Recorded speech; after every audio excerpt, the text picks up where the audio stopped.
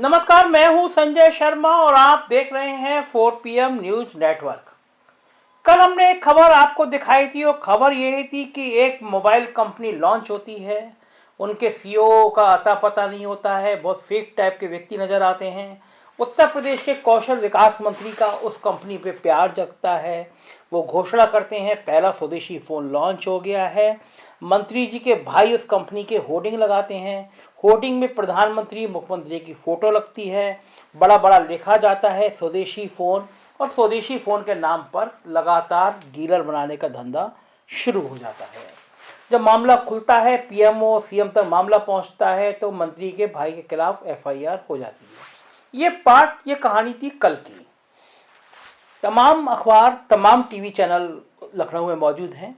सबको पता था, पर सवाल सरकार के मंत्री का था, तो कौन हिम्मत दिखाए। कोई छापने को तैयार नहीं था। लेकिन 4PM ने कल अपनी पहले पेज की कवर स्टोरी बनाई, और जैसे ही अखबार मार्केट में आया तब मानो लाइन लग गई। देश की नेशनल मीडिया और रीजनल मीडिया ने कल से आज तक इस मुद्दे को बहुत प्रमुखता से उठाया और छापा कि किस तरह मंत्री जी के भाई ने हेराफेरी कर डाली। ये बात रही कल की। कल हमने वीडियो भी जारी किया था, अखबार में छापा भी, तो हमको यकीन था कि मामला बढ़ेगा। मुख्यमंत्री जी पूछेंगे मंत्री जी से, ये क्या गोलमाल है भाई, मेरी फोटो लगा के, प्रधानमंत्री की फोटो लगाकर क्यों ऐसा काम किया गया।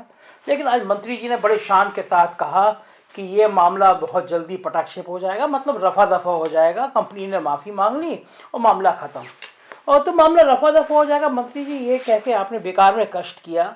आप प्रदेश सरकार के मंत्री हैं, हम भी जानते हैं कि मामला रफा दफा हो जाएगा। मैं क्या, अगर सड़क पर चलते हुए किसी भी ननकू राम और मटकू राम से पूछेंगे तो वो भी ये कहेगा कि प्रदेश सरकार के मंत्री हैं, मामला रफा दफा हो जाएगा। आपने सही कहा, टीवी चैनल पे मंत्री जी आपने कहा कि पुलिस को पता नहीं था कि आपके भाई का मामला है।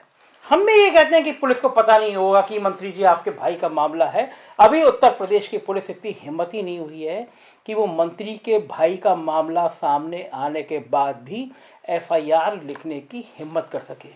मंत्री जी बिल्कुल आप सही कह रहे हैं, कभी चढ़ गई है पुलिस अफसरों की। जब पूछो मंत्री जी की भाई की एफआईआर में क्या हुआ, नीचे से बड़े अफसर तक की सांसें रुकने लगती हैं। उनसे कह दो जरा एफआईआर की कॉपी दे दीजिए तो पसीने छूटने लगते हैं। लखनऊ पुलिस का इतना डरा हुआ चेहरा पहले नजर नहीं आता।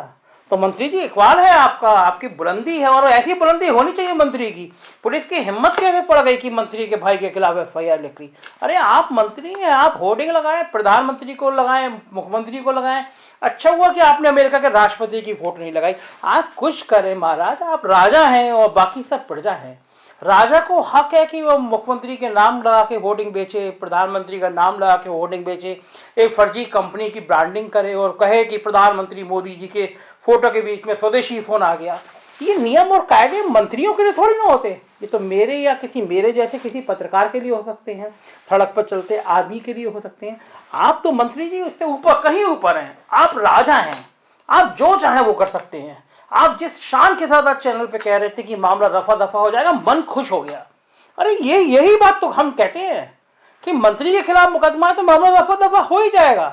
मंत्री जी आपकी ये शान बरकरार रहनी चाहिए। आपने तो ये कह दिया कि भले की कंपनी ने माफी मांग ली, मामला रफा दफा हो जाएगा। अरे कंपनी माफी नहीं भी मांगती तो भी आपको कोई क्या कर लेता। आप किसी के रहमो करम पे थोड़ी ना है। आप मंत्री हैं, मंत्री का मतलब जलवेदार होता है। आपके भाई की एडवर्टीजमेंट कंपनी है तो क्या गलत है। मैंने सुना है कई विभागों में लाखों करोड़ों का काम मिल गया। अब खामखा लोग इस बात को मुद्दा बना रहे हैं। अगर मंत्री के भाई की कंपनी को लाखों करोड़ों का काम नहीं मिलेगा तो क्या ननकू राम के लिए मिलेगा। आपको बनाया इसीलिए गया है, कौशल विकास यही गया है। इसलिए अपने प्रदेश का कौशल बढ़ाते रहिए। आपके कौशल के चर्चे पूरे देश में हो रहे हैं। आज पूरे देश के लोग पूछ रहे हैं, तो ब्रांडिंग होती है मंत्री जी। ऐसे ही कहते रहिए कि कुछ नहीं होगा।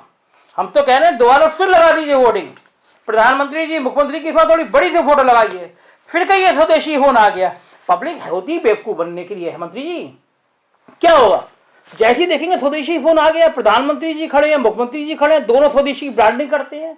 मेरे जैसे तमाम लोग 5-10 हजार रुपए के फोन खरीदेंगे, और कोई भी गांव का देहात का आदमी डीलर बनने के लिए लाखों रुपए दे देगा।